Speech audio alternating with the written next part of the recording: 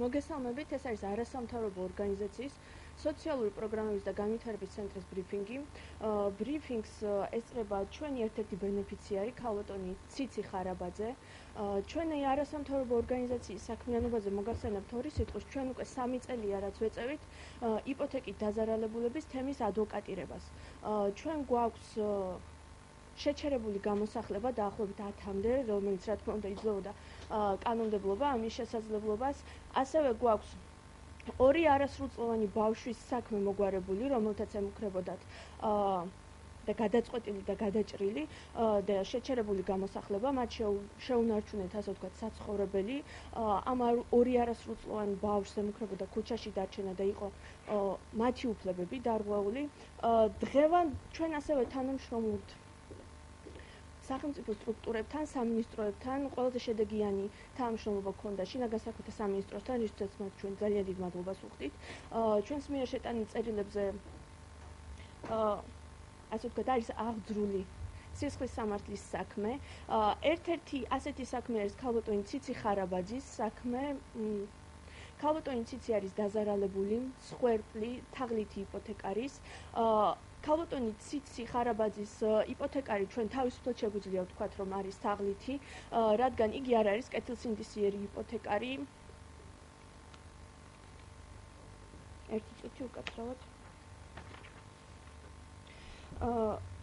იგი წლების განმავლობაში არის დაკავებული ამ ბიზნესით.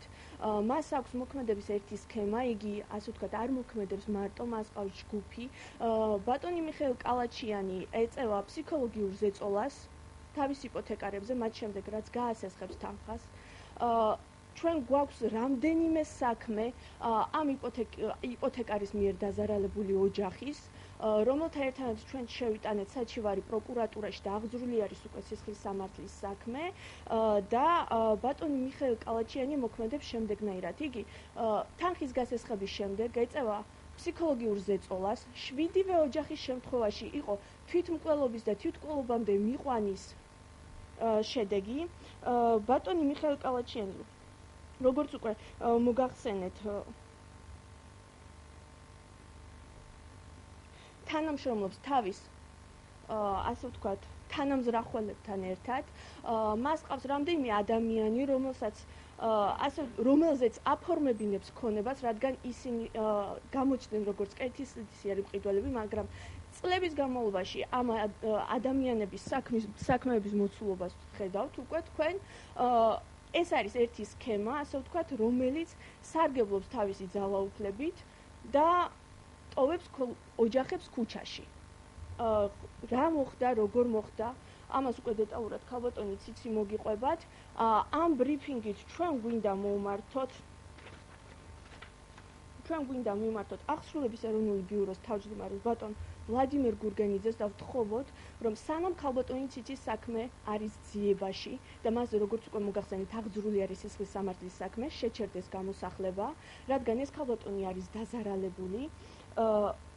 ქალბატონ ციციზე დღემდე მიმდინარეობს ფსიქოლოგიური ზეწოლა, მას ურეკავენ, ემუქრებიან, ხოლო დეტალურად როგორც უკვე მოგახსენეთ, რა და როგორ მოხდა ქალბატონი ციცი მოგვიყვება გავსვით ადგილებს.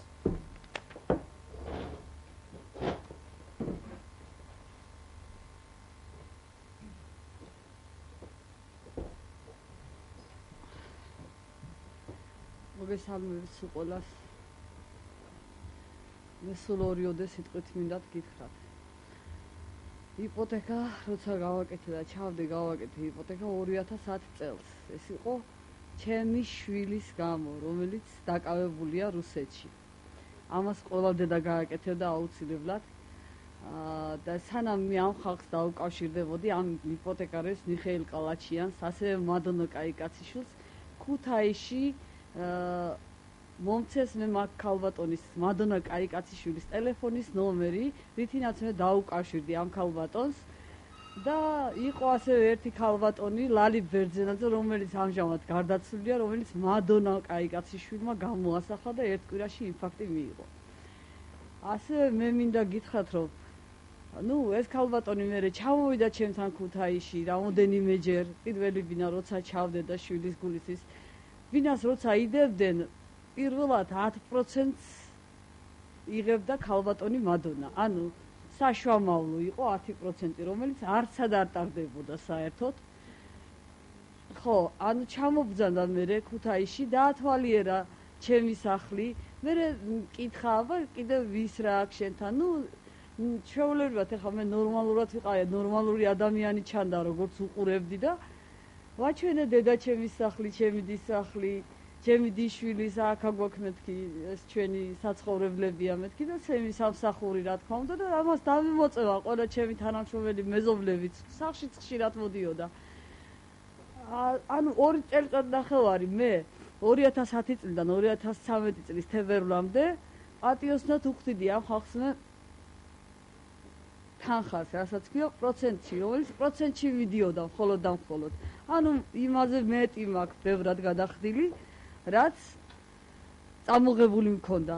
ყველა თანხიდან, ანუ მე ისე მოხდა, რომ რუსეთში, კარგი მოგეხსენებათ, რომ დიდ თანხებზეა ლაპარაკი, ძალიან ბევრი ვერ შევძელი, ამიტომ ოჯახს დავალაპარაკე და მოხდა ისე, რომ მადონამ შევამთავაზე, ჩადევი შენი დის სახლი, მეც იმდენად ვიყავი გათიშული ჩემი შვილის პრობლემებიდან, თან ავად იყო ფსიქიურად, ფსიქიატრიულში დააწვინეს, ნაცემი ყავდათ.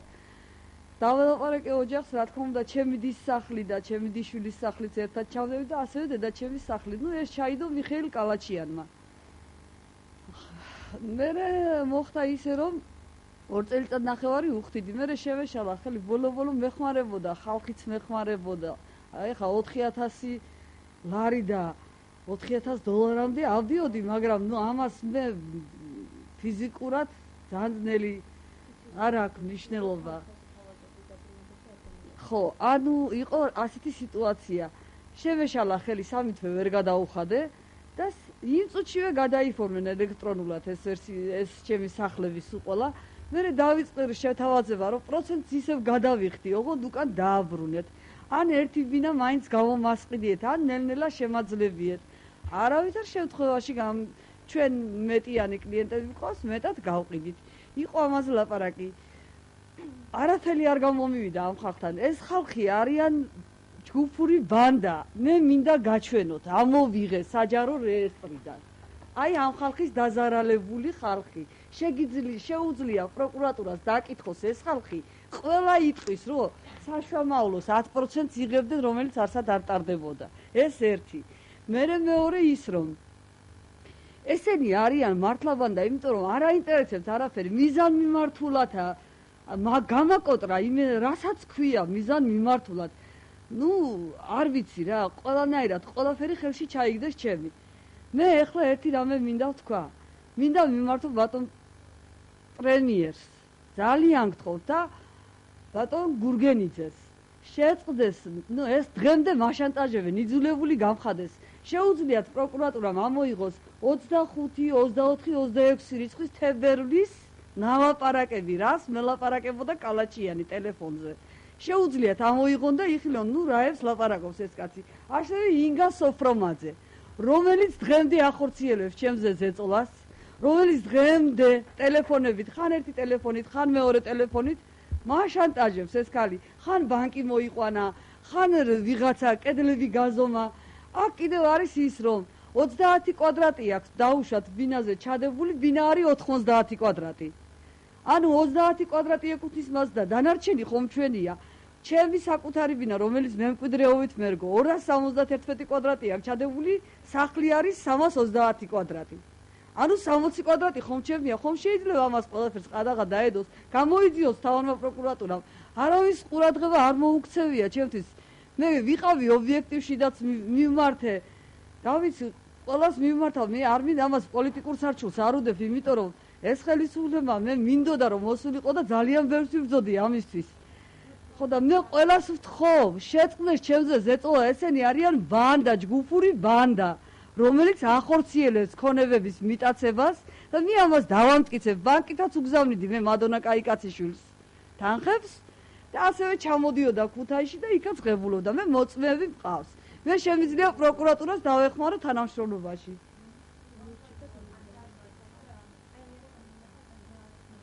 აი შეჩერდეს ჩემი აღსრულება, შეჩერდეს ჩემზე გამოსახლებები, გამოიკვლიონ სანამ გამოიძიება ეს ყველაფერი კანონიერად, რა მეკუთვნის, რა არ მეკუთვნის, მიმიყვანეს იმ ზომამდე, რომ თავი მომეკლა. კალაჩიანმა და სოფრომაძემ იმდენი გააკეთა, რომ თავზე გადავისხი ხალხო, მე თუ გადავრჩებოდი, არავინ არ იცოდა, უფალმა გადამარჩინა. მე ეხლა არ გავჩერდები. ყველას მიმართავ და ყველას ვთხოვ. არ ვიცი, ფეხით რო ვიარო, საელჩოში იქნება, სადაც იქნება, თუ სამართალი ვერ ვიპოვე, შვიდობა არ იქნება ხალხო. მე გთხოვთ სულ ყველას, რომ ჩაერიოს მთავარი პროკურატურა ჩაერიოს, შეწყდეს ჩემზე ეს თავდასხმები, ჩემ ოჯახზე თავდასხმები და შეჩერდეს აღსრულება. მეც არაფერს არ ვითხოვ, სანამ კანონიერად არ ჩატარდება პროკურატურაში, არ გაირკვევა და არ გადაწყვეტს სასამართლო ჩემ საქმეს. ჩემ ჯანმრთელობას ვინ აღადგენს? კალაჩიანი? კაიკაციშვილი?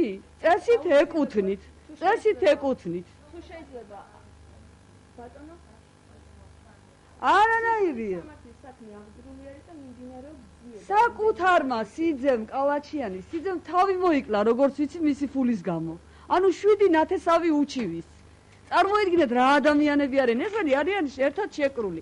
ეს ინგა სოფრომაძეს შვილიც ჩართული ყავს ამ საქმეში, საკუთარი შვილი.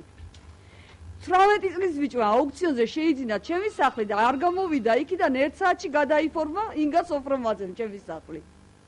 1 საათში.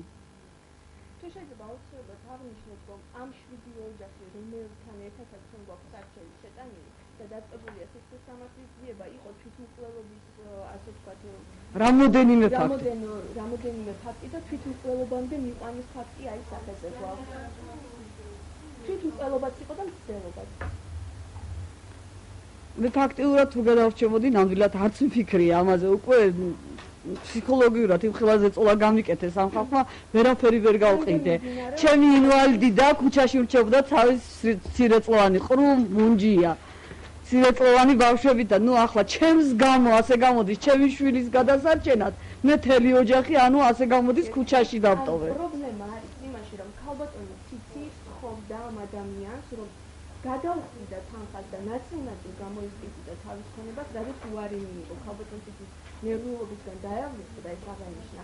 ბოლო წუთამდე ციცის ოჯახის თავაზობდა, რომ თანხას გადაუხდიდა, მაგრამ ეუბნებოდნენ უარს. და რეალურად, რაც იპოთეკით არის დაწესებული ქონება, ქალბატონის ციცის სახელზე არის რეალურად იმაზე მეტი ქონება. ანუ ეს არის უსაფუძვლო გამდიდრება.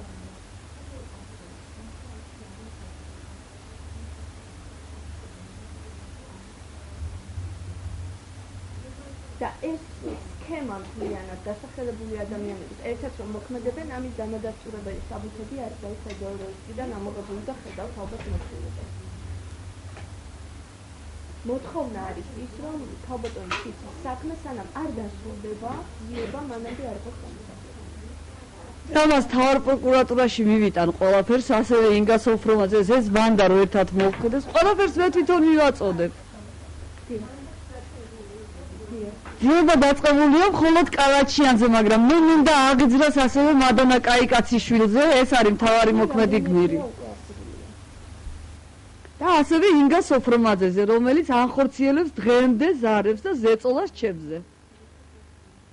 თუ არ გამოხვალ, გამოგიტანთ, აი ასეთი სიტყვებით მეუბნება. ნუ დავიღალე რა ამდენი, უბრალოდ სამართალი მინდა, უბრალოდ სამართლიანობის აღდგენა მინდა. მინდა რომ აღდგეს სამართალი ბატონო პრემიერო, გთხოვთ. გთხოვთ თქვენ პირადად დაინტერესდით ამითი. მინდა როგორმე ჩემი ხმა მოგაწვინოთ და ვერ მოგაწვინეთ ვერანაირად. ჩემი ხმა იგივე ხალხის ხმა. საქართველოს ქართველების გარეშე რანაირად იქნება გამაგებიეთ, ბრიზენტების ქვეყანა უნდა ვიყოთ ჩვენ?